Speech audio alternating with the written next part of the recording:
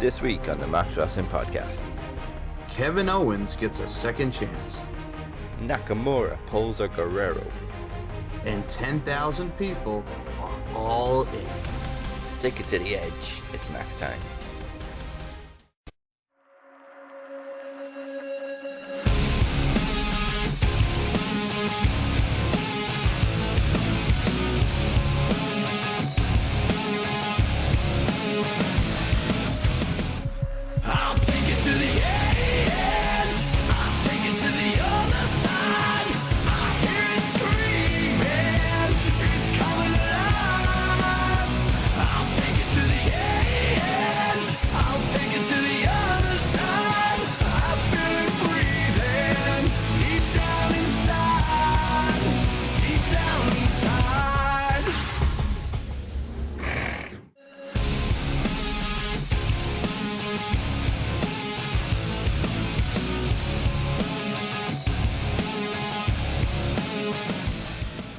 Welcome, ladies and gentlemen, to the Max Wrestling Podcast. I am, of course, Dazzy Dangerously, along with the current reigning Max Wrestling Knowledge Champion, Mike Larkin. Hear he. Carmella beat Charlotte Flair, but she's not ready for Asuka. I didn't know she beat Charlotte Flair. Did you know she beat Charlotte Flair? I'm just saying, I mean, we had to have that celebration, and the here he, Carmella beat Charlotte Flair.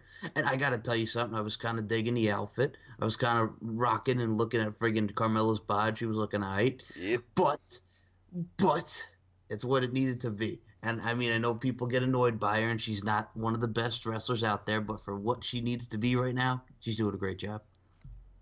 I'm a Carmella fan. I don't care.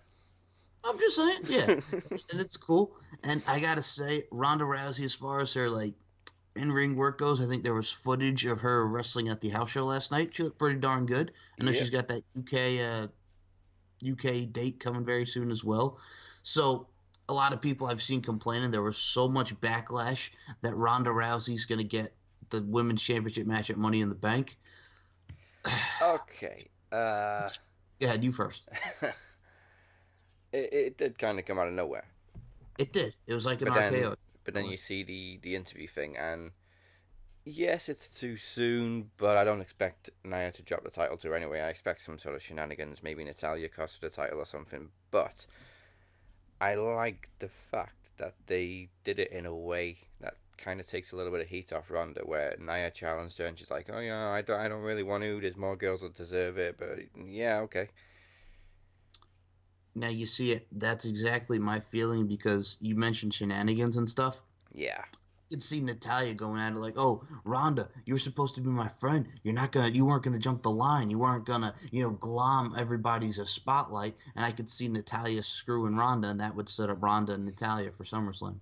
Yeah, and this is why so many people have cried about it, because they don't look at the bigger picture like we do. Yeah. Think, people. Think. She only had one match, which, by the way, she was excellent in. She only had one match, and she's only been there for like a couple months. Shut up. Just let it play out. Yeah. And it's done in a way where Nia has specifically chosen her because she wants a challenge. And it's going to be a challenge for both of them. I think they're both are going to accentuate each other, but in the end, Nia needs to retain that title. Yeah, I don't expect any running rollover clotheslines from Ronda against Nia. Well, she can try very valiantly, but that's a whole lot of woman right there, so we shall see what happens. I mean, I was going to say, dude, speaking of what happens, I've seen the tweets. I know you've seen it. The hashtag is Brock Who for Mr. Seth freaking Rollins. Could we possibly be seeing coming very, very soon Brock Lesnar versus Seth Rollins for the Universal title? If it involves Brock, I care less and less these days. I just want that title off him. You do realize, and then there's rumors that they want to try to keep it on him till either WrestleMania 35 or after WrestleMania 35. Yeah. You know what? I've made it very clear in the past I don't pay for Sky Sports because it's ridiculously overpriced. So I watch Raw and SmackDown by other means.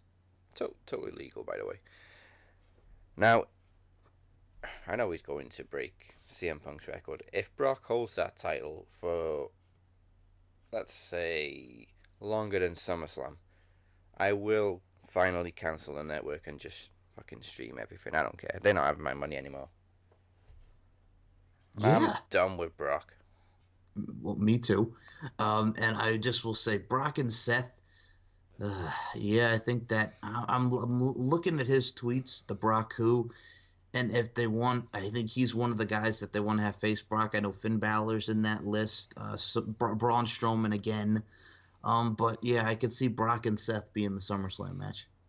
Braun Strowman should have beat Brock at least twice by I now. know he should have won at No Mercy. He should have been the one at WrestleMania, but no, we had to get Roman in there again. But what? Oh, all right. It's I know people. ridiculous. It is, and I know a lot of people complain about Roman because he's constantly there, but the man hasn't really like won a pay-per-view match since beating Samoa Joe. Like going up to that pay-per-view, he hadn't won a match in like a while as far as pay-per-view goes. And then this week, he beats up Jinder, and he Superman punches him on the stage. He spears him through the wall, and what cracked me up about the whole thing was the Singh brother. As soon as Jinder hits the floor, he goes, "Maharaja, are you okay?" Maharaja! Maharaja. Now, you say wall, I say sheet of cardboard placed in front of a corridor. I'm trying to be politically correct. They didn't. It was a sheet of cardboard. They didn't even remove the signs that were pointing to the wall. So where I are know those signs supposed to go if the wall's there? exactly. But hey, fucking Maharaja, are you okay? Let's just say, call it what it is. Roman speared him into a dark room. Yes. Now that's why I think we were saying in the chat, like, for me, Money in the Bank is eh. I'm more looking forward to NXT Takeover Chicago the night before. I'm really looking forward more to NXT. Yeah, Money in the Bank I'm eh about because that's one of the reasons right there. And as soon as I saw, because like the house show lineups came out, and I see that they're going to be doing Roman and Jinder a lot in the house shows, I'm like, oh god, I am not looking forward to Roman Reigns Jinder Mahal feud. Number one, and number two, Sami Zayn in his glasses again is going to expose Bobby Lashley and bring his sisters to Raw next week. I really don't want to see Bobby Lashley versus Sami Zayn at Money in the Bank. I don't really want to see any more of Bobby Lashley's sisters. And I like Bobby Lashley, but it's like, what are you doing? You're turning him to this family man. I do this for my family. I'm doing this for my sisters. I love my sisters. And now Sami Zayn's going to expose him because he gave him vertigo. The feud is because Sami Zayn got vertigo from Bobby Lashley. That's what it is. And he stole his hat. And he stole it. We can clearly see he wants to be me. That's my hat. That cracked me up.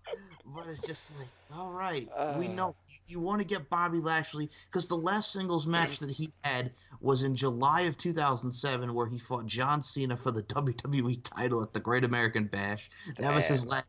Yeah, that was his last singles pay-per-view match. And now in his first singles pay-per-view match back in over 11 years, he's going to beat Sami Zayn. I get it. You want him to look strong. I mean, the feud is lame, but It is. I mean, props to Sami Zayn. He did his best with that segment, and he kept a straight face. He really did. He really did. Yeah, props to Sami Zayn. I think the match is actually going to be better than what people expect because Sami Zayn is incredible at what he does. Yeah. And I thought it was great watching him screw Bobby Lashley in the match, hit the haluva kick, and Kevin Owens gets his second chance, as we mentioned in the intro. Kevin Owens is now in the Money in the Bank ladder match. Which is great, but I want to know who Kurt Angle is going to pick. Because obviously he was on the phone to Stephanie. Kurt Angle loves being on his phone in segments, but I know who he was probably going to pick. I think we probably would have seen Jason Jordan. Oh god, yeah. I didn't think of that. Thank you, Stephanie. Thank you, Stephanie. Yeah. Now, that's what I'm saying. I think my theory might be going out the window unless they do it before SummerSlam. We got to see Seth and Jason Jordan for that Intercontinental title because he's already beaten Mojo. He beat Kevin Owens. So, and if Jason Jordan's back, which he is, he's cleared, I think they got to go back to him and Seth because they're former tag champs and tag partners. Yeah. I think we said last week that Seth Rollins may be the real top face on Raw, and he's backing it up every single week. He made a good match out of Mojo Rawley. That was like Mojo Rawley's best match in like years. Like freaking him and Seth Rollins. He had a great match with Mojo. Him and Kevin Owens stole the show this week. I thought that was an incredible match. It's fucking Seth Rollins. I tuned out of the match last week because Mojo was in it, and I still enjoyed it. Exactly. How does that work? And Daz, knowing you hate Mojo Rawley, Oh, and that I know you hate God. Mojo Rawley. It was my least favorite wrestler against my current favorite, and Seth Rollins is absolutely on fire right now. It's friggin' amazing. And speaking of someone's on fire, dude, they got to win. The B team. They beat Breezango. The B team. It stands for Oh, best. I so wanted them to come out to the A-Team theme. I did too, but no, no such luck. Now, Um, good. we've seen WWE do business with Mr. T in the past. I want to see some kind of segment between him and the B team. Yes. So now, I thought the whole thing, how they set it up, was great. Like, it's like Kurt's like, guys, you lost to the tag champs last week. Why would I give you a tag title match? So he gives them the match. They beat Brazango, and now it looks like possibly they're setting up the B team versus Matt Hardy and Bray Wyatt for Money in the Bank for the tag titles. Which would be one of the very, very few times we've seen Bray and Bo in the ring at the same time. Yeah, besides like the NXT days and them fighting one on one. I mean, yeah, it's been a while with that. And all I gotta say is, in a way, too, poor revival because they got the loss to Matt Hardy and Bray Wyatt. Poor revival. Very, very much poor revival. If rumors are true that they're going back to NXT. Yes, I heard they're gonna be doing NXT house shows. Not too long. I mean, if they're Ago. only doing house shows, that's fine. But if they're actually getting completely thrown back to NXT, then that's a shame because they had a hell of a run there the first time, and they just haven't been booked at their full potential on the main roster. Well, unfortunately, dude, it's a case of bad luck.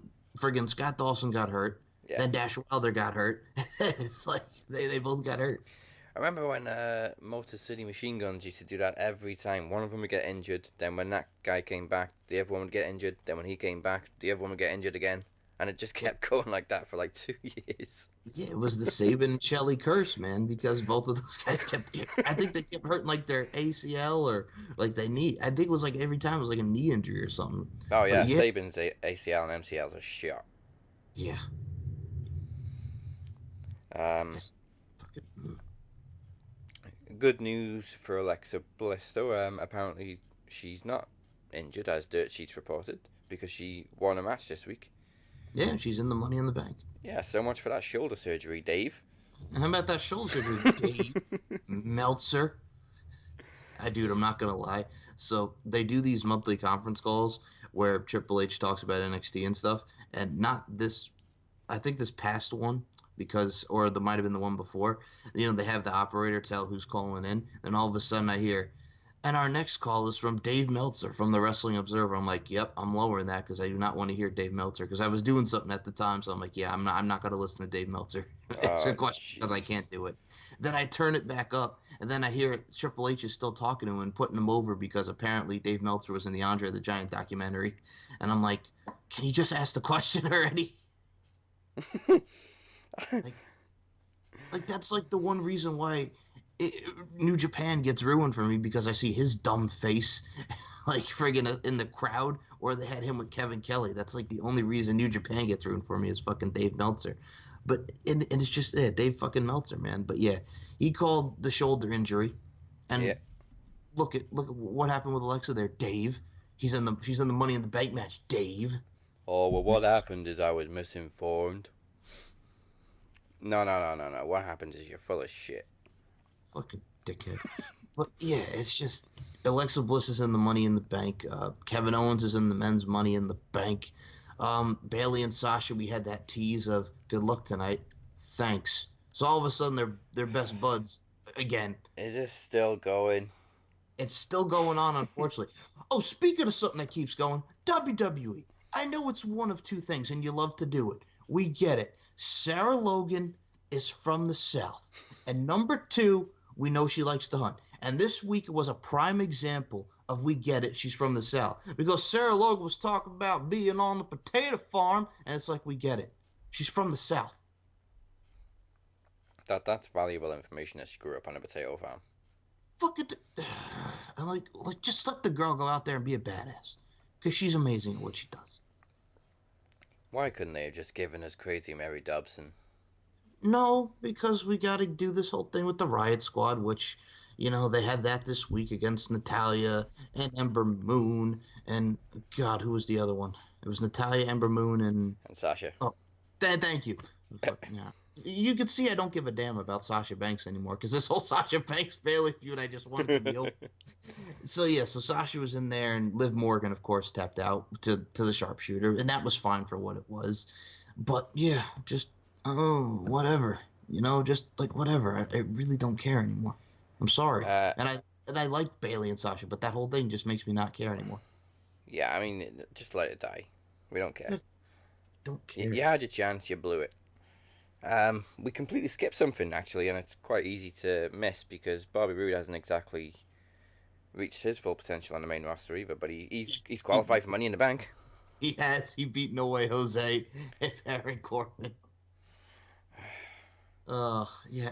I'm sorry it's missable. It's just fucking Bobby Roode hasn't really done anything since he's come to Raw. He's been losing to Elias, and he finally beats Elias. He joined the Congo line, and he pinned the man who he joined the Congo line in at the pay-per-view in the Money in the Bank qualifier. Oh, it makes no sense. It doesn't. But yeah, Bobby Roode is in the Money in the Bank, which that's cool. But whatever. A lot of people are turned off by Bobby Roode because they don't see the big deal about him, and it's easy to see why they would feel that way after seeing how Roode's been booked on SmackDown. But I mean, man, you go back 6, 7 years and watch his heel run in the company of many names, and you'll see what Bobby Roode's all about. It's such a shame that they've really dropped the ball with him. And I bet Vince is going to blame Bobby and say he can't connect with the fans.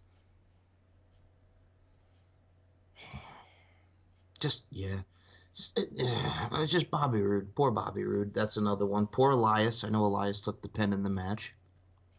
But, yeah, man. I mean, it's just meh. That's really all I can say about that. Is there anything else that was really big with Raw? I'm trying to remember because I know we covered a lot there, besides the Ronda Rousey thing. Yeah, which they replayed about 3, 4 times. Thanks. Exactly. Thank you. The only other thing was the tag team match between Ziggler and McIntyre, and surprisingly, they beat Balor and Strowman. Yes, I did enjoy that match, and freaking Braun Strowman, head of steam, tackles Drew McIntyre, and there goes the trophy. That's Braun's new thing, just running tackles outside the ring. Dude, I loved it. And then Finn takes the pin, and it pushes more with Ziggler and McIntyre. So obviously, we're probably going to get a rematch. When kids start running around the playground and randomly tackling their friends, they're going to stop Braun doing that. Oh, yeah, absolutely. I mean, Braun's in the Money in the Bank. Finn's in the Money in the Bank. I think either Ziggler or McIntyre will be in it. I would put McIntyre in it. Yeah. McIntyre should definitely be the forefront of that duo, and Ziggler is the sidekick. As far as who's in the SmackDown one, as far as putting a SmackDown guy in the match, I would have the man who debuted. I know we'll get to SmackDown, but I would also put the man who debuted on SmackDown this week, Andrade Cien Almas, in the Money in the Bank. I don't know what I was expecting. Whether I was expecting him to face a full-time talent or a jobber, but it was quick. It was what it was. I was fine with the enhancement talent, and by the way, I cracked up at that because we'll get to SmackDown as well, Des. But congratulations to my ex. That's nice, Austin Aries. That's nice. He had to make it clear that she was his ex. Congratulations to my ex for making the opportunities. Now, look at that tweet and you tell me who did the breaking up. Okay. I know everybody and a lot of the Impact fans who are some of my boys who are very hyped on Austin Aries being there. Number one, he'll probably leave again. And number two, the man's known for being a dickhead. You could say everything that he's a great talent and all this, which I think he's an exceptional athlete, but he's a fucking dickhead. I think he's actually said himself in the past that he is a dickhead and he's had to deal with. Fucking Jim Cornette said he's a miserable fuck. but then again, this is Jim Cornette we're talking about. But yes, Jim Cornette has dealt with him, and he thinks he's a miserable fuck. But yeah, I'll take Cornette's word. I That mean, damn son of a bitch.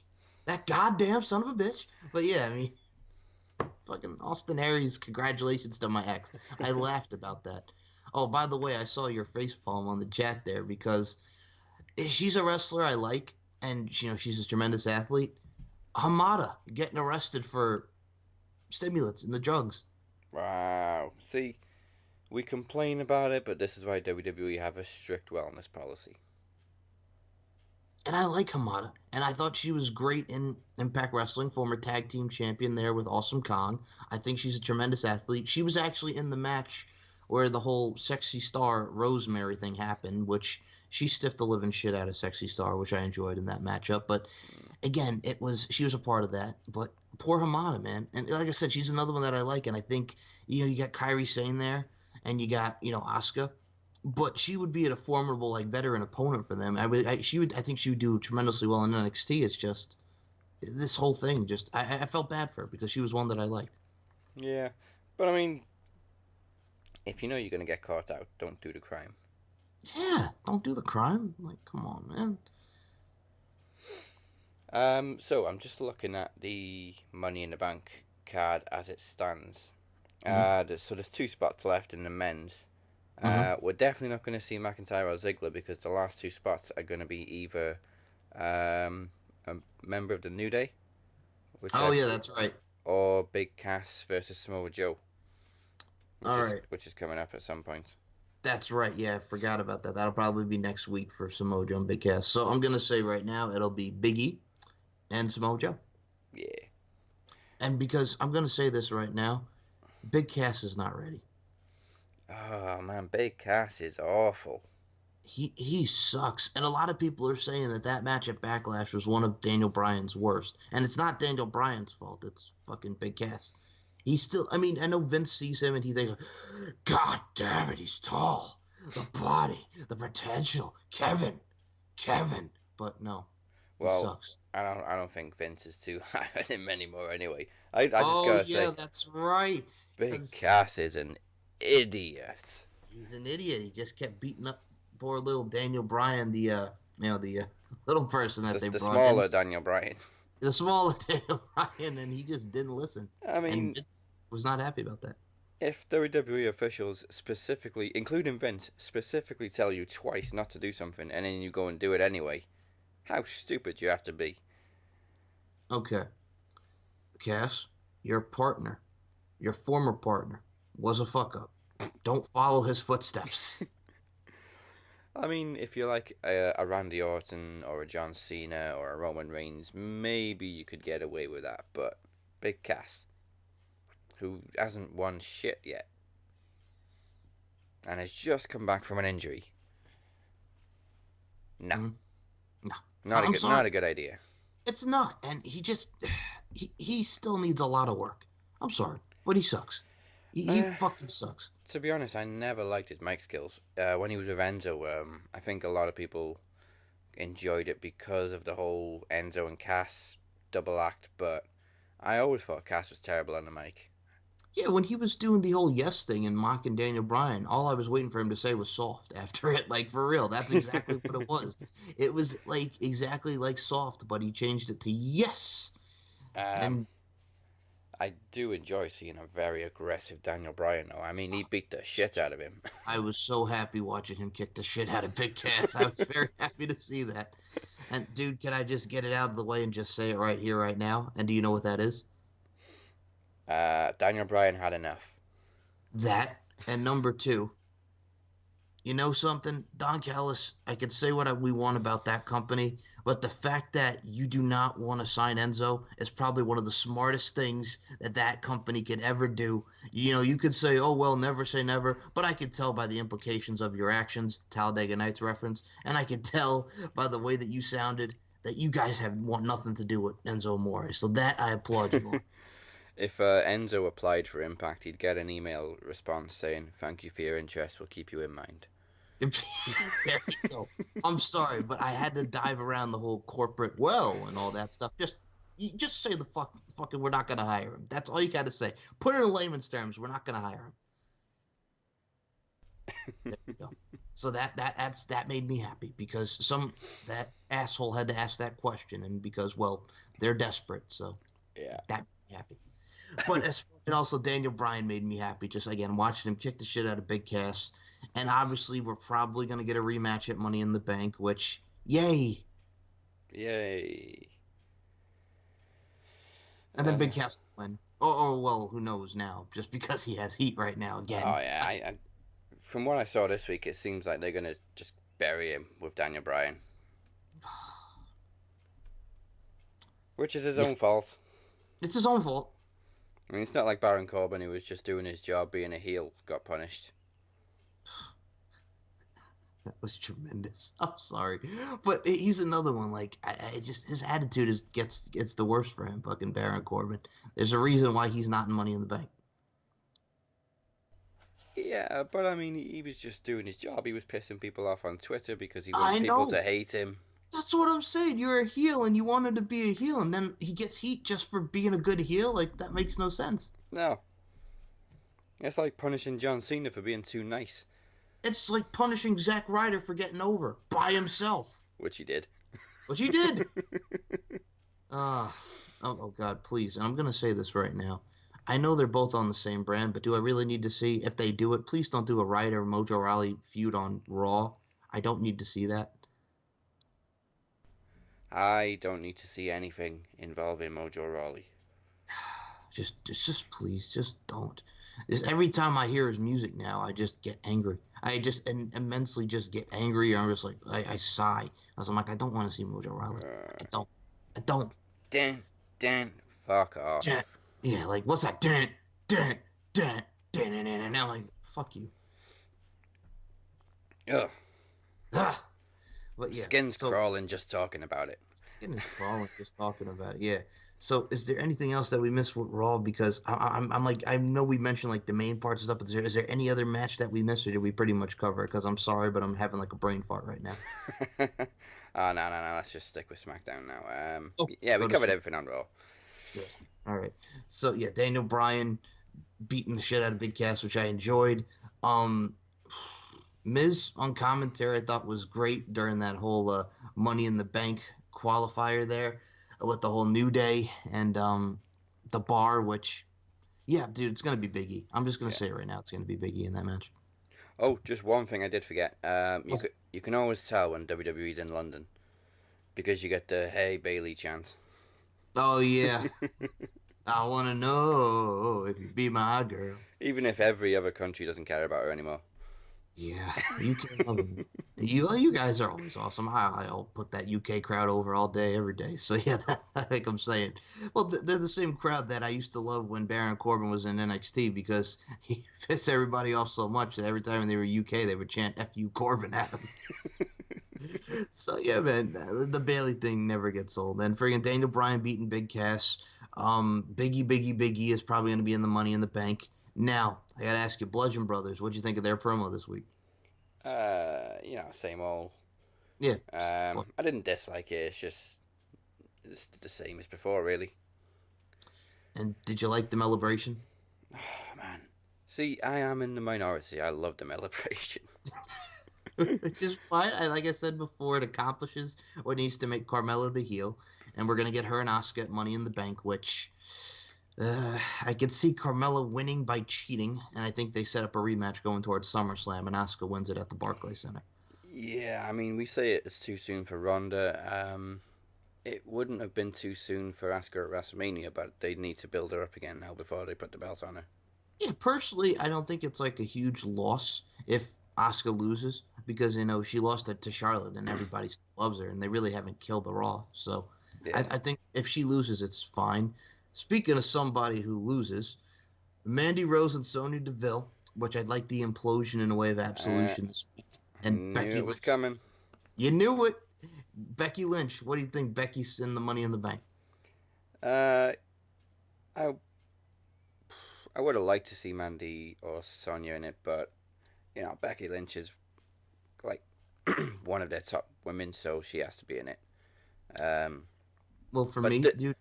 Got you first. Didn't I say last week Paige should have put Mandy against Sonya Yes, you did. I will to give you mess with props. him? Yes. Yep. Thank you. Somebody's listening to us. Well, I was gonna say that I still love that entrance. I love that Mandy Rose entrance now. Oh yeah, I like Sonya's music as well, and the Yeah. flashy. Oh, dude. Jesus. That was great. They bring the lights down and she does the pop up, with the fist. I'm like, that was cool. I like that a lot. I like how they accentuate that. And Sonya, people can say what you want about Sonya Deville, but I like Sonya Deville. Sonya Deville is cool. Yeah, Becky Lynch winning. So next week we're gonna get Billie Kay versus Lana. Yeah, which kind of caught me off guard because from what I've seen from live events, house shows, they've been putting Lana in a team with the Iconics. Yeah. So I'm gonna say right now, Billie Kay is probably gonna win and beat Lana, which rightfully so. And Lana's gonna blame Aiden. Okay, what was that? Because the week she goes, "Oh, Rusev,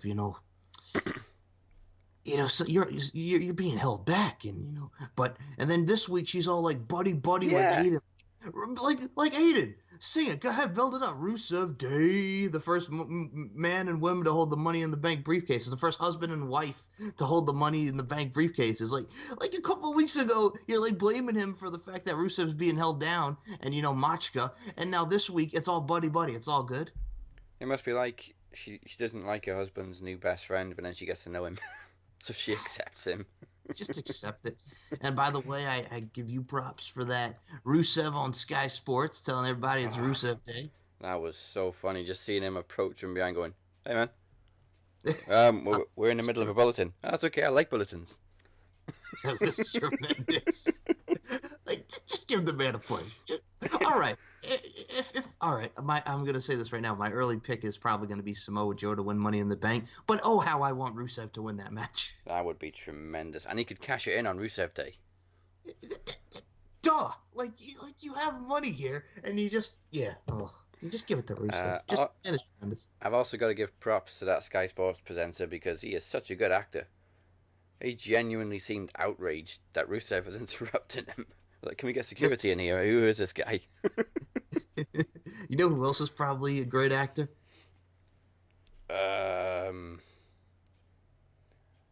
No. I'm gonna call it right now. The whole John Cena Nikki Bella thing is a work because he goes on the Today Show. Because he tells her, because he tells her on friggin' the Today Show that he wants her back. The only reason that they're doing it is because Total Bellas is on Sunday premiering. I'm just gonna say it right now. It's a work. It's a Work. Work. Yes. It's a fucking work. Like, fuck you. They actually filmed the breakup scene for Total Bellas. That tells you all you need to know. And I'm sorry. Like, just fuck you, John Cena. Fuck you. I'm like, just fuck you. If you're gonna break up with somebody after, like, what is it, 7 years they've been together? Yeah, about that. You don't want it recorded on TV.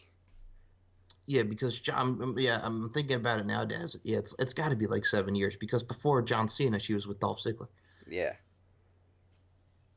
And then they made a comeback, conveniently.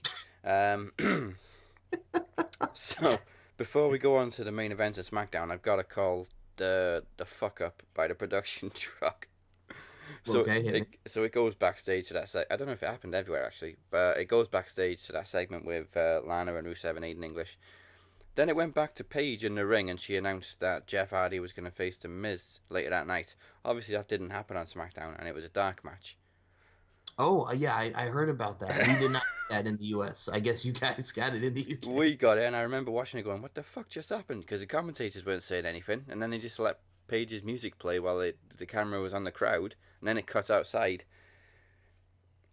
So in that dark match, did Jeff Hardy win? Oh yeah, Jeff won. Okay.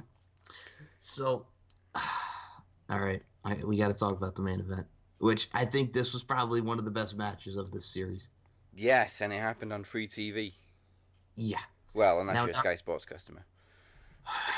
So, I thought it was great. I liked the way they set it up, like he was going to do, like Nakamura pull, like we mentioned, Nakamura pulling the Eddie Guerrero, like he's getting ready to do the move, and he goes, ah! Ah! And then, he gives him the reverse, exploder, and then the Kinshasa for the win. Now I'm curious to see what the stipulation that Nakamura is going to pick for the before the Money in the Bank, which I think it would be funny if it's an I Quit, and then Styles that doesn't quit, and Nakamura goes, "No speak English." Yeah, he was quitting the whole time in Japanese, but nobody understood. I've seen the memes all week suggesting all these different types of matches where it could end in a double finish, and it did brilliant. Like if there's a ladder match, they can both get the belt at the same time. If it's a cage Hmm. match, they can both hit the floor at the same time, unless you're Brock Lesnar. Um, it's got to be a match where it could end in a double finish because that seems to be the way they're doing this now, and it looks like they're probably going to stretch it till SummerSlam if they can. I think so, man. Do you give Nakamura the belt at Money in the Bank, or do you have him win it at SummerSlam? I'm definitely going to say Nakamura wins in the last match of the feud, so it will be SummerSlam, unless this is the last match of the feud at Money in the Bank. But I definitely don't see it ending anytime soon. I mean, I'm interested now because, like I said, I think this was the best match so far in the series, and it was on SmackDown. So you got me hooked on that. And speaking of something I got hooked, I got to ask you this as well because the match came announced and it has to do with New Japan. It doesn't have to be like the, not the Naito, Jericho card, or Omega and Okada, but we're gonna get Ospreay and Ishimori. Nice. Ishimori, who is not going to Impact. Yeah, of course. Like, oh, but he's at Redemption. No, he's fulfilling his obligations, and then he's gonna go to New Japan. Oh, poor Wake little up, sheep. Poor little sheep. poor little sheep. Just wake up, okay? Just wake up. Wake you up inside, but you can't wake up. It's like Evanescence, bring you to life. Oh man, you just made me think of Scott Steiner and Triple H. I'm sorry. And yes, I was a for No Way Out '03, but I love that song. I love that song a lot. That was a very good album, Fallen. Bring Me to Life, Going Under, Everybody's Fool, My Immortal. I mean, that was a hell of an album. Fallen was outstanding, but I don't need to be reminded of Scott Steiner stripping Triple H down to his underwear. That was well, okay. Well, that was more the Royal Rumble match because Yeah, then but I that just was, think of that feud and no. you know, it sucks. And I've admitted that I friggin' hated that feud. And everybody will blame Triple H like he buried him. No, it was called Triple H was doing his damnedest to have a good match with Scott Steiner, who was hurt and should not have been in the world title picture. Shouldn't have been in the world title picture, period. No. And then what did he do after that? He feuded with Test over Stacy Keibler, and then they became a tag team. And then you know what happened? Scott Steiner left, Yeah, and he got fired. because he And thank sucks. God, it's yes. And spoiler alert, thank God, he's no longer the tag champs. Oh, but Eli Drake signed a 2 month extension. He'll probably leave after that. If he Yeah, only doesn't, only 2 months. only 2 months. He signed a 2 month extension, which probably means that he's going to work Slammiversary and then he'll be gone. But if he stays, more power to him because I think he's an asset wherever he goes. But I'm going to say mostly he's going to be leaving because he had enough. Yeah. Now speaking of Jeff Hardy, Yes. I'm sure a lot of people have noticed that he's kind of changed the Swanton Bomb and how he does it, and the Twist of Fate. Mm-hmm. Um, it's because of his tailbone, where we used to sort of dive and then twist at the last minute with a Swanton Bomb. Now he just sort of flips, completely lands all his body weight on top of him, which I believe Randy Orton has said is the worst move to take because it hurts so much. Because you literally get the full weight of Jeff coming down on your chest. Yeah, I think Brock Lesnar, because it's actually funny you mentioned that because when the Hardys were on the Edge and Christian ENC pod, Brock Lesnar mentioned that taking that Swanton was a lot of pain as well because Brock, I mean, it's taken a couple times when the Hardys feuded with Brock Lesnar and when Jeff fought Brock Lesnar at Backlash Show too. So yeah, Brock Lesnar, the man who's, the conqueror and all that, the Swanton Bomb is his kryptonite. Oh, and that's back when Jeff used to take most of the brunt of the blow from the Swanton. So Exactly. God Yeah, knows what it feels like now. exactly. I mean, and I've noticed the way that he does it now too. And personally, I'll say this right now. He kind of had like a turnaround for me because I think a lot of those superstars were jet lag going to Saudi Arabia. Because number one, that match with Jinder sucked, and that Whisper in the Wind botch was just bad. But then he goes to Backlash, and I thought him and Randy actually had a decent match. Now I'm curious to see who he's gonna fight at Money in the Bank for the U.S. title on account of the fact that he's not in a ladder match. Which Jeff Hardy not in a ladder match. What are you doing? But I Yeah, digress.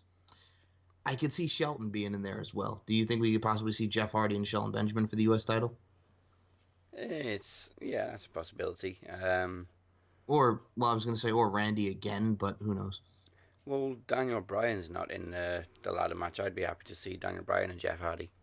I think that would be cool too, but I think unfortunately we're getting Daniel Bryan and Big Cass again. Yeah, Unless Big Cass qualifies, who knows? But Oh God, yeah, please no. it's gonna be Samoa Joe. Just please no. Just put Joe in there. Just put Joe in Um, yeah, and the Twist of Fate, of course, where he used to land on his back, now he kind of turns it into a stunner, which he's been doing since his last couple of years in TNA. Oh there. Yeah. shit, I said the name. Ah, jeez.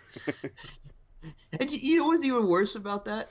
Like, fucking Impact Wrestling fans hate it when you call it TNA. Oh, because we moved on from that. It's a new regime. It's a new era. It's always going to be TNA. It's always TNA and it still sucks. You can change the name of the Titanic, it's still gonna sink. It's, okay. It's funny you mentioned Sync. Tyrus. He would not say. Okay, first of all, I thought it was hilarious that he called Impact Lucha Underground Impact now in that interview because that's pretty much what it is. And number two, he's like, why would I want to stay on a sinking ship? Yep. He even called it a sinking ship. Why would he just say it's a sinking ship? Why? Just to bash it? No. Because he had enough. Good enough, man. You just don't call something a sinking ship for that. He even said Impact gets 300,000, viewers at its best, or friggin' just when it's whatever. That's what I'm saying. He's like, so I wanted to get off the sinking ship. I mean, he insulted Impact when he left the first time, so more fool them for rehiring him. Yeah, so he just, well, then friggin', yeah, I think he just said he didn't like the way he was being used. They gave him a half-ass idea, and he was like, no, I'm not dealing with this. I'm gonna go and call my mama. Oh, God, if he comes back, well, I'll say this right now. He said he was going to have to assess his career, which he doesn't really need to be in wrestling because he's got the Fox News gig, but his boy EC3 is in NXT, so I guess if he wants to come back to NXT, more power to him. Yeah. You can. The amount of former Impact talent they've got now is insane. Yeah, they're like people again. It's the hopefuls there that want to see that company do well, but it's just like there's a reason why a lot of those people that were in your company are now over in NXT. So, just saying. They had enough. I don't know. Oh, something that I not had enough of. What do you think about the UK talent who we have so far in the UK tournament? Um. Well, you can get all this talent, but you're still gonna miss out on two key British talents: Will Ospreay and Zack Sabre Jr. You know something, man? I agree with you on that, but what do you think about guys like Kenny Williams, who was featured on 205 this week, and guys like Joe Coffey who were in it? I mean, Triple H is no stranger to indie wrestling, especially UK. I think he's got a really keen eye on the UK scene. Um, I'm just being petty when I say they're not going to get Osprey or Sabre Jr. There's still a hell of a lot of UK talent they can get. I Also, mean, just yeah, remember, Rockstar Spud can wrestle. that's true, yeah. But, well, they put Jack Gallagher in the UK tournament, which I thought was very cool. Yeah, I haven't seen much of Jack Gallagher. I mean, I obviously don't keep up with 205, but has he been on that much? Well, him and Kendrick recently fought the Lucha House Party. So, yeah, he was on it. Okay. Yeah, I kind of missed seeing Jack Gallagher on Raw. When he first started appearing on Raw, he got a hell of a following. People started cheering for him every time he came out with his little umbrella. Mm-hmm. I mean, that's part of the problem with 205. There's not many eyes on it. And there's so much talent there that deserves it. All right, so here's the official 8 participants so far. So they're gonna announce the second part of it on Friday. So it's Joe Coffey, Zach Gibson, Jack Gallagher, Amir Jordan, Kenny Williams, Dave Mastiff, El Ligero, and Joseph Connors will be returning. Nice. There's a few names there that have appeared in British Boot Camp with Impact. Sorry for saying the name again, but yes. A few of them appeared in British Boot Camp. There was El Ligero. Dave Mastiff was there, of course. Mm-hmm. I'm familiar with Zach Gibson. He's had a lot of success on the UK scene. Very, very much from Liverpool. He named some of his moves and stuff off LFC. So yeah, he's definitely a Liverpudlian. Okay. Are you familiar with guys like Amir Jordan and Kenny Williams and all those guys? No, but Kenny Williams rings a bell. Okay, yeah, so he's been doing ICW stuff, and I believe he wrestled Rey Mysterio at a Fear and Loathing. Oh, nice. Yeah, just have a look. I mean, geez, he's been everywhere. Progress, Premier, Preston, Hmm. IPW, Defiance. Hmm. Damn. And of course, yeah, ICW. Three-time Zero G champion. Nice. Like I said, I like the crop of talent that they have for it so far, and it's this time it's not. It's going to be not in the ballroom, but the Royal Albert Hall, I believe. Yes. Let me take a look. Yes, in Kensington. Very Nice. posh part of London. Okay. But yeah, I mean, I'm really looking forward to seeing what we got the UK tournament too, and then we have the Mae Young Classic too coming back as well. Yeah. Which I believe there's also a lot of women coming back for that were in it last time as well. Which I'm down for that. Yeah. So taking a look at this tournament, on June 18th we have British Strong Style, which is of course Pete Dunne, Trent Seven, and Tyler Bate versus the Undisputed Era. Nice. Uh, Uh, the next night we've got Pete Dunne defending the UK title, Adam Cole defending the North American titles, Shayna Baszler defending the women's title, and the Undisputed Era defending the tag team titles. I like it a lot. I think the winner of this UK tournament the next night gets to fight Pete Dunne for the UK title, right? Yeah. Nice. Hopefully that. When is it? April. Oh, June 18th and 19th. Why was I About to looking at say, April? I was about to say, Daz, you want to go Oh, back to? that was the first date I saw, and it just says on April the 2nd event was scheduled for June 18th and 19th. Wait a minute, we're in May. Um, Well, say, Dad, you want to go back about like a month or two, man, because we're almost June too. I'm just like saying, you just want to go back in time, Dad. yeah, June 18th and 19th, which is of course just following Money in the Bank, so that's going to be a busy week. That is going to be a busy week. We got Takeover and Money in the Bank, and then we got the UK Raw, tournament. SmackDown, UK tournament, night 1 and 2, jeez. Jeez. And there's also one episode of Impact Wrestling which has already been taped. Well, I couldn't resist taking a dig. wait a minute.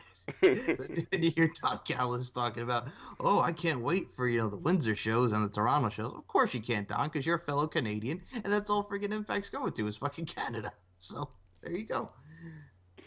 Oh man, okay, let's go to a quick break, and when we come back we'll talk NXT and All In, which made headlines this past week. So, before we go anywhere, remember the next time we bring you a trivia special will be Trivia Takeover 3.0 Pick Your Poison on June 30th, which will celebrate the second anniversary of the Knowledge Championship. And we're also bringing back the special tradition of everybody on the show cutting a promo on a wrestler of their choice. And the first theme song for the show is Unstoppable by For the Fallen Dreams. You can check that out now on their new album 6, which is available on iTunes and Spotify. We'll be right back after this. I'll take it to the edge. I'll take it to the other side. I hear it screaming. It's coming alive. There's no need for a battle. Thousands of men don't need to die. I don't believe that giants and ghouls and white walkers are lurking beyond the wall. My reign has just begun. Relive the story so far. Throne Zone Season 2, coming this summer from Danger Zone Productions. I'll take it to the edge. I'll take it to the other side. I hear it screaming. It's coming alive. So NXT kicked off this week with a huge pop for Johnny Gargano, except it wasn't Johnny Gargano. I'm just going to throw this out here. One of the best heels right now is Tommaso Ciampa. The man, like I mentioned last week, he does not need an entrance. Just come out to the booze. Just come out to the booze. He doesn't even need entrance music. Tommaso Ciampa has got more nuclear heat than Kim Jong-un. Well, He's amazing. let's not go that far, but he's on the level of that, yes. Fucking Tommaso Ciampa just comes out talking about beating Johnny Gargano. Candice LeRae comes out. I don't know why you married that man. I'm sitting there and I'm questioning why. Well, I lived with you for 2 years. We know who has the pants in the relationship. And I'm like, whoa, this is freaking great. And then Candice's like, who are you? What has happened to you? What happened to that guy that, used to be our friend? And friggin', well, I love everybody chanting Candice wrestling and everybody mess him up, Candice, mess him up. And then Tommaso's like, yeah, Candice, mess me up. That was tremendous. The delivery was epic, and I loved it. And then she smacks him in the face, and it was just like, yes. It's great. I'm not sure if he smacked him in the face or if she smacked a microphone into his face, but well, yeah, you heard that microphone. I think that was the impact. Is this the microphone, like right into the face, or just the impact of smacking the microphone? But it made for a great segment, man. That was a fantastic segment. I definitely want to see more Ciampa being an asshole and Candice trying to defend Johnny. I'm gonna tell you right now what the money match is. Because Aleister Black is the NXT champion, I think it has to happen down the line. I'd love to see a Black and Ciampa feud. Yeah, definitely. So we know NXT have got a lot of rebuilding to do in terms of the women's division after taking Absolution and the Riot Squad up. So Lacey Evans is getting a lot of booking lately. She has such promise. And I think just, I've said this, like, when she came out doing the military thing, which obviously because she's a former Marine and she's very passionate about her country and just, doing stuff for her daughter from the Mae Young Classic promo. I've always said this about her. You need to make her a heel because she could be like a heel, what she is now. She's like the first lady. She's like the first lady of NXT, and she's got like this prim properness about her, but she is very heelish, and she just goes out and decks people like she did to Kairi Sane. But I think for what we had in her match with Brandi Lauren, which for those who don't know, Brandi Lauren is the former Ava Story, very briefly there in Impact Wrestling, and she also just did a Women of Honor match not too long ago, which the thing that I had with her is, like, she's 21. I think she has a bright future ahead of her, but I'm like, Impact kept people like her and Kiera Hogan right now who are very inexperienced, but they don't want a girl like Eva Lise, who you're partnered with Lucha Underground. She has such... She's such a great character and is a great talent in the ring wise, but you don't want Eva Lise, which puzzles me. But then again, look at the company we're talking about. Oh yeah, let's take a look at the company we're talking. The company that passed up on Eva Lise at one point, in a gut check that they used to do. Instead of Eva Lise, they chose Lady Tapper, who was green as fuck at the time. I mean, fair enough. She went to Global Force afterwards and improved a little bit and then came back, but you passed up Eva Lise, who was amazing and got great crowd reaction at the time. She wasn't even that as recognizable then as she is now, because I think that was before Lucha Underground. Yeah, this was after she did the Tough Enough with Stone Cold and Matt Cross was on there, M-Dog 20, the Son of Havoc, and all these guys. Yeah. So she's coming off of that, like she was hurt. That's why she was off that Tough Enough. She did the Knockouts Knockdown, a one-night-only thing in like 2012, 2013. But yeah, you pass her up in the gut check for Lady Tappa, which no disrespect to Lady Tappa, the Barbarian and, the tie-in there. And I know Lady Tappa's doing some MMA right now, which she looks tremendous at what she's doing. And I got nothing against Lady Tappa, but she was so green at the time. And like you mentioned, she improved in Global Force Wrestling. But it's like you pass up on Eva Lise. And you keep girls like Kiera Hogan, who, like I said, she's a very cool girl and very nice, and she wants to work hard, but, like, she's still very green. I know you got Tessa Blanchard there now, but there's really, like, nobody as far as women go there. And Ava Story, I mean, Brandi Lauren is good at what she does. I saw she did a match in Women of Honor. I forgot who it was against. I think it was Mandy Leon or one of those girls, but she looked very good. And she has a bright future. She's only 21, and, if this was her only appearance, I think it served its purpose, accentuated Lacey Evans. And, dude, I got to ask you, what do you think? Kairi Sane comes back and gets her revenge, or are you looking forward to a feud and the continuation of the feud between Kairi Sane and Lacey Evans? Yeah, I like Kairi Sane. I think the attack was kind of heelish, though, like jumping her from behind. Well, Lacey Evans hit her with the microphone, so that was her revenge. Yeah, you just don't really expect a babyface to attack somebody from behind in retaliation. They just... Well, she did that to Shayna Baszler. Friggin', she came from the crowd and attacked Shayna Baszler. I know, Kyrie is insane. Well, she's well. Speaking of someone who's insane, Nikki Cross. So Oh. So Dakota Kai is getting asked by everybody like, "Oh, are you gonna? What's going on? You know, the whole thing with Shayna Baszler and and then friggin' Nikki Cross goes, "I got a question. I got a question. When are you gonna face your fear and fight Shayna Baszler? Face your fear." And I thought that was great. And she's laughing and doing her maniacal laugh and just being the nutty Nikki Cross that she is. So yeah, face your fear, Dakota. Nikki Cross is amazing. That interruption was so good. Just the way that she says, she's rubbing on her face. I got a question. I got a question. I got a question for you. Thank you. I got a question for you. It was great. And I mean, it's great to see the interaction with Dakota Kai and Shayna because obviously we're going to end a match between those two, but they wrestled each other in Shimmer. They know each other very well. Yeah. And they were in the Mae Young Classic together. So, I mean, I got no problem with that dichotomy.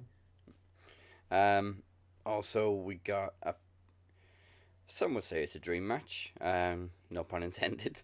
Velveteen Dream and Ricochet are on free TV. Well, not free TV if you're a network subscriber. On a regular weekly show this week.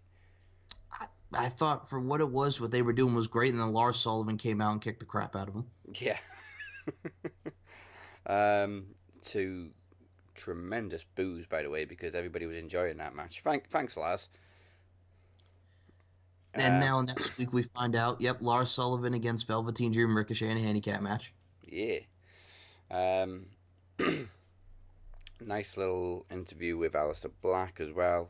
I mean, he doesn't care who he defends the title against. He's Aleister Black, who, by the way, was at a SmackDown Live event last night in Liverpool, I think. Yeah. So nice to see Aleister Black doing some waves on the main roster. I mean, they do like to call up NXT guys for live events and house shows, just to get them on that little bit of an exposure platform. But I'm not sure how long they're going to keep Dream in NXT now. Not Dream, Aleister in NXT. I mean, obviously he's NXT champion, but it's only a matter of time, surely, now before he gets called up. I put him on SmackDown. Yeah. I mean, we've gone from SmackDown being the B show and fucking Fire Road Dogg to SmackDown's better than Raw right now. Yeah, and you know what it is, too? Like, I see Aleister Black, and he would have so many great matches on the SmackDown roster. The only reason I want to see him on Raw is because I like to see him kick Brock Lesnar's head off. Yeah.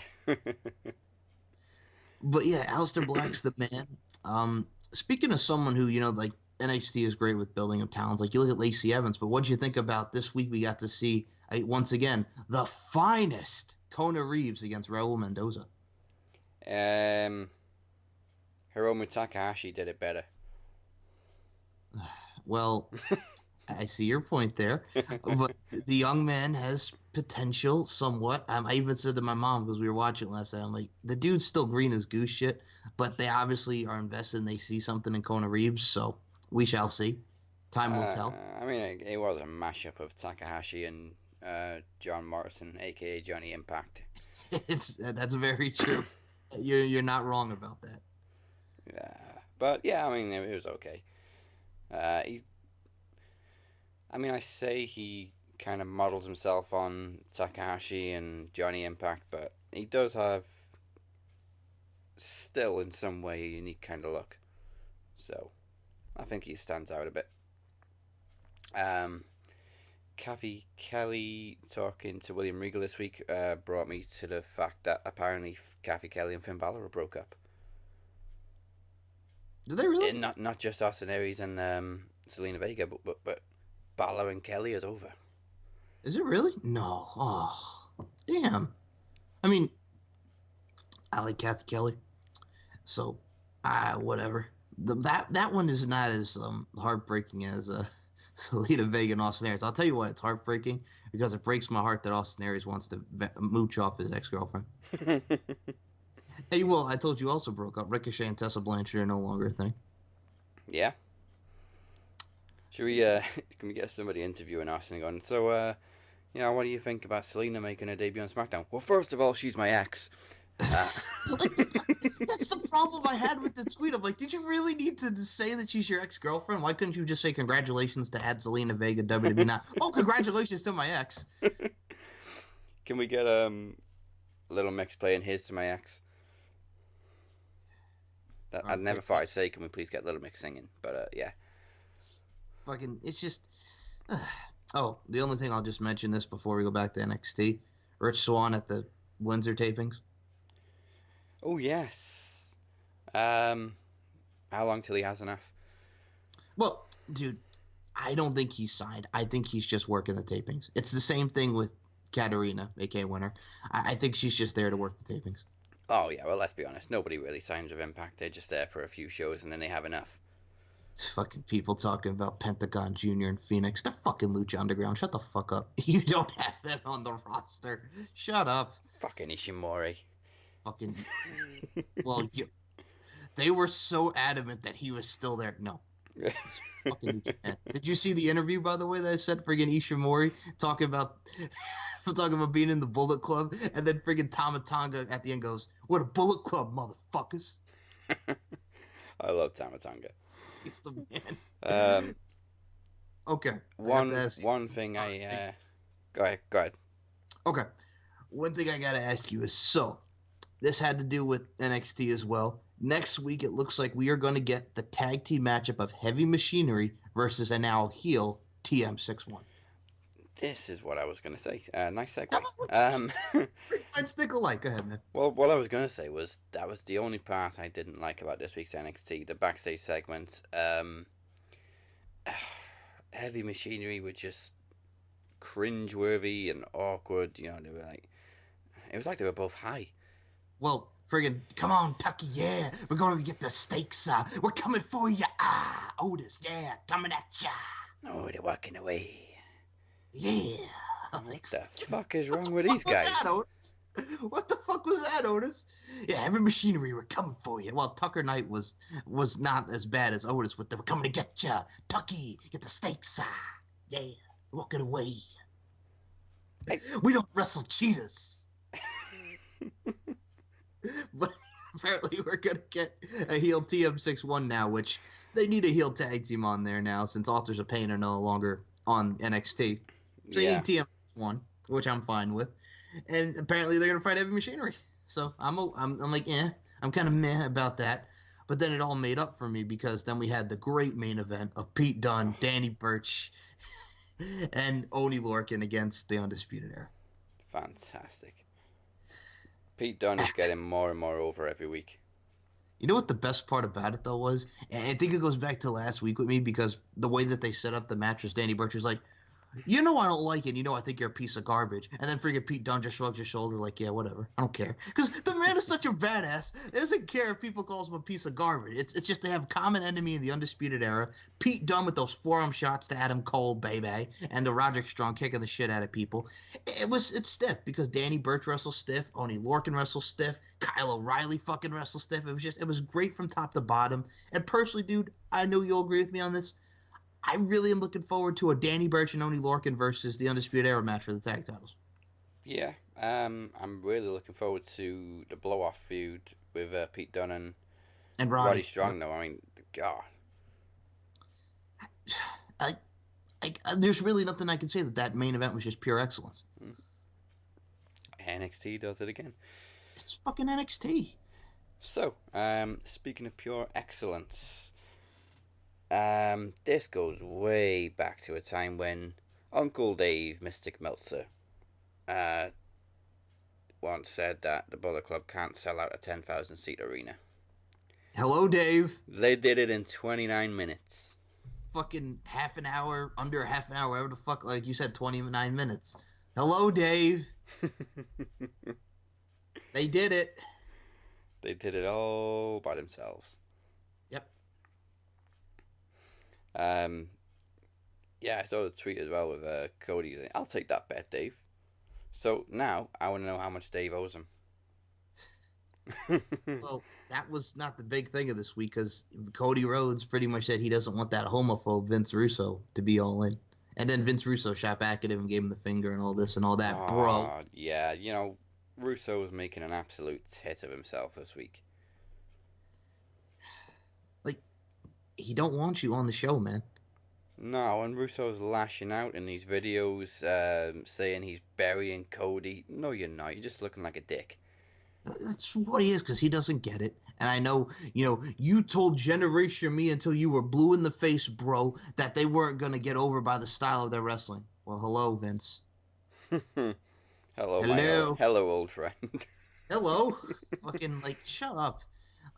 And I know Jim Cornette is one of the people who are not fans of the Young Bucks, and he even fucking said, congratulations to everybody at All In. I may not like the talent involved, but congratulations. Jim Cornette was more classy than you, and this is a guy who does rants for friggin' his podcasting for a living, and he was more classier than you, Vinny Roo. Yeah. Amazing. As far as I know, there's only one match scheduled so far, which is pretty big, and it's Cody challenging Nick Aldis, aka Magnus, for the NWA World Championship. His father brought a lot of prestige to that championship, so I'm kind of digging and looking forward to seeing the presentation of it. But yeah, I'm okay with that. And can you really, what it is too? I really can't call NWA like a brand, because it's just like the title, because all you see is like the 10 pounds of gold, and like all you'll see on their YouTube channel is that and matches for the NWA title. So it's still, it is what it is. But I think that match should be very good. The NWA split into all these different territories over the years, and Billy Corgan obviously now is in control and trying to get it back to where it used to be. He's got a lot of work to do, but I think working with New Japan or Ring of Honor would be a good step, and I can absolutely see him putting the championship on Cody and taking it all over the world. It brings more and more prestige back to the championship. I personally think that would be great for Cody to hold the NWA Championship, bring prestige to it. And Billy Corgan, with his hard work, to quote the Smashing Pumpkins, he's going to do it tonight. How long? Oh, man. Magnus has had it for a long time now. He has.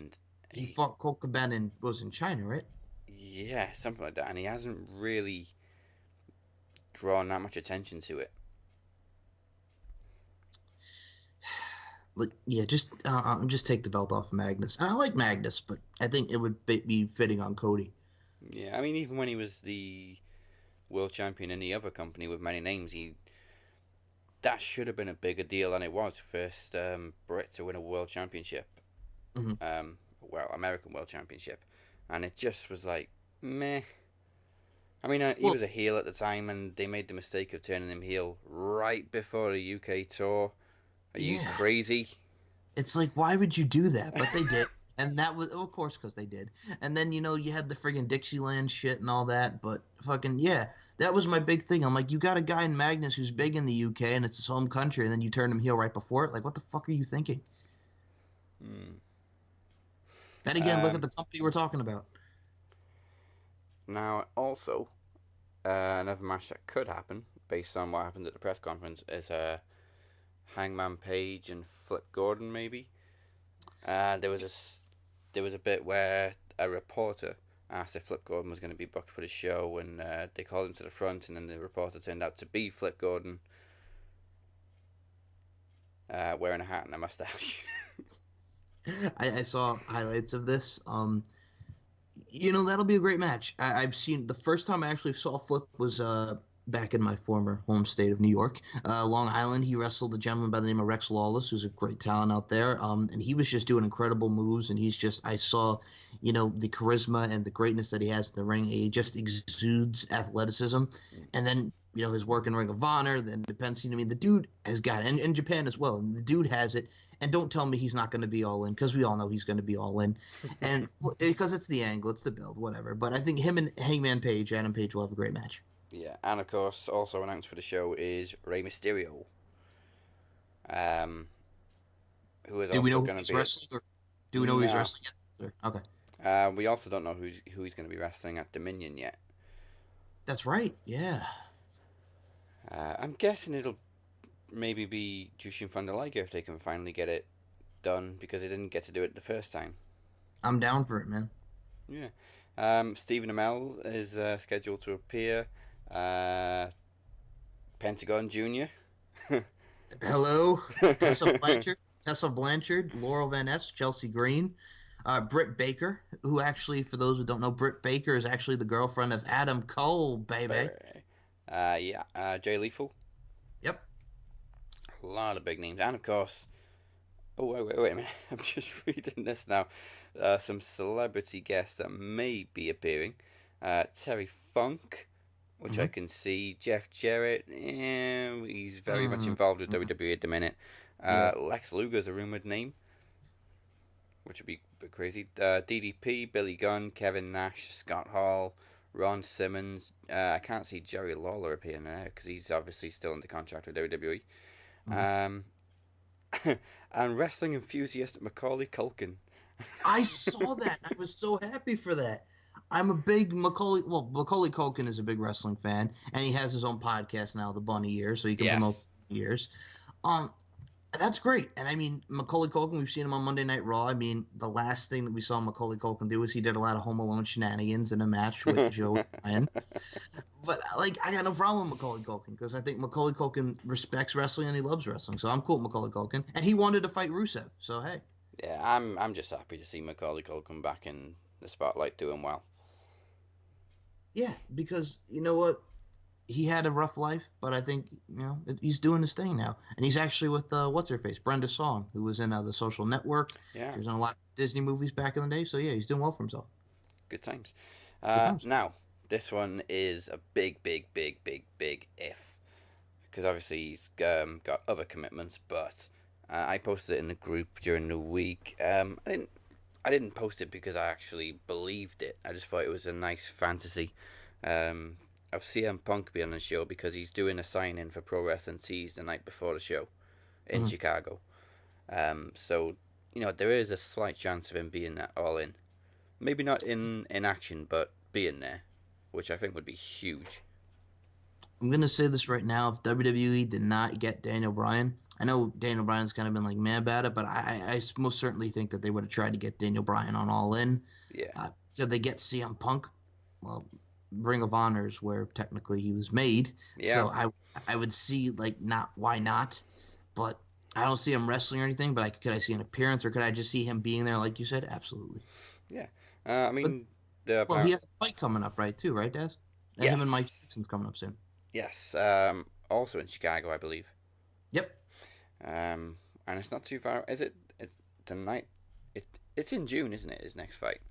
Yep, June 9th. It's before All In, so there's even more chance for him to appear now. Maybe not if he loses, but I'm hopeful he can redeem himself this time. I said it before. I don't care what people say. I'm still a big CM Punk fan. Oh, hopefully he has a better showing this UFC fight around than this first one. Yeah. I mean, he's come under fire this week for being on the main card of UFC 225, which I don't know why people expected any different, but they were a little bit upset that he was on the main card, and he actually said, "I don't care if you put me in the pre-show or whatever. I don't know. Get the fuck over it." Yeah, like, that's just petty bullshit. Yeah. So there we go. We are all in. I'm assuming it's going to be televised. Mhm. I don't know if it's going to be on pay-per-view or if it's going to be on the New Japan World or whatever. I don't know. They haven't really said anything about how it's going to be broadcast. I'm curious myself, but I know what it will not be on. It won't be on Twitch. I don't know. It might be on Twitch. Who knows? I'm only joking just because I'm tired of hearing the word Twitch. It won't be on the WWE network, and it won't be on the GWN, whatever it is. Which apparently they've expanded to all these different countries now. I'm like, well, that's nice. Yeah. Speaking of GWN, Okay. it made a surprise appearance on the WWE network. Again? Well, I know the Table for Three, but which one?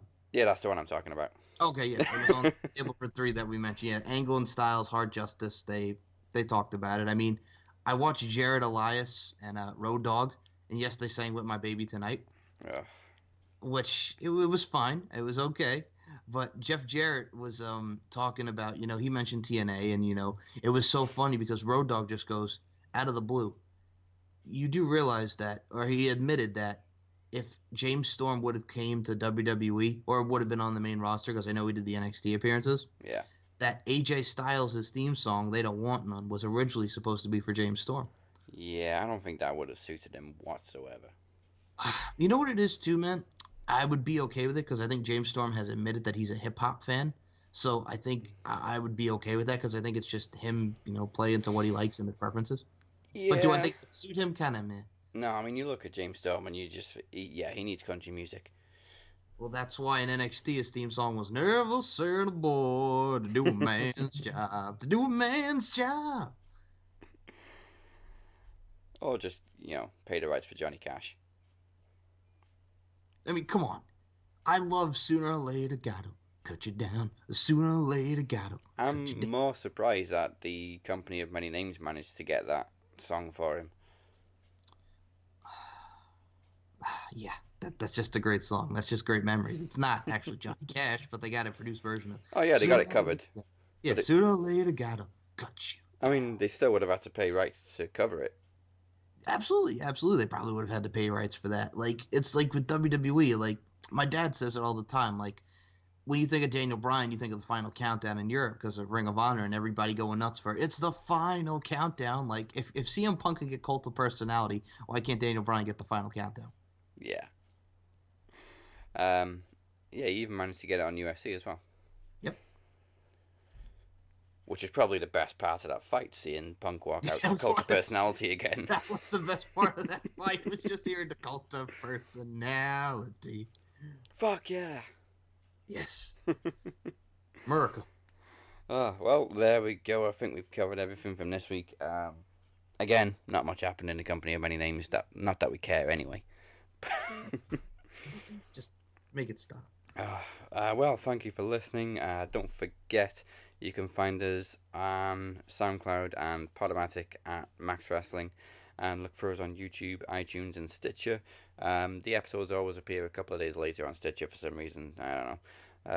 But yes, we're also on Facebook at Max Wrestling UK, and everybody is welcome to join our interactive group. It is, of course, facebook.com/groups/Max Wrestling Interactive.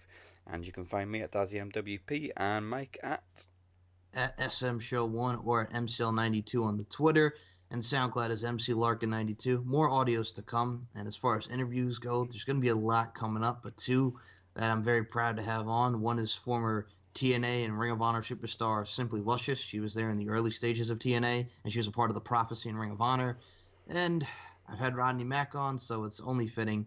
Former ECW and WWE superstar Jazz. So stay tuned. Back to Mac player. Back to Mac, player.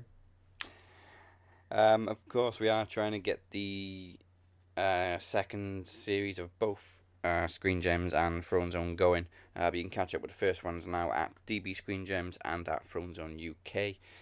And join us next week as we continue making moves towards Money in the Bank. I think there's only 2 spots left in both ladder matches now. Maybe a couple more in the women's. Yeah, I think there's like 4 or 5 more for them. Actually, no, with Billy Kay and Lana with the qualifier next week, there'll only be like 4 left. Nice. All right. All that and more, whatever else happens in the crazy world of wrestling, we will talk about next week. And that's the bottom line, bitch. If you're not down with that, we got 2 words for you, bitch. All in.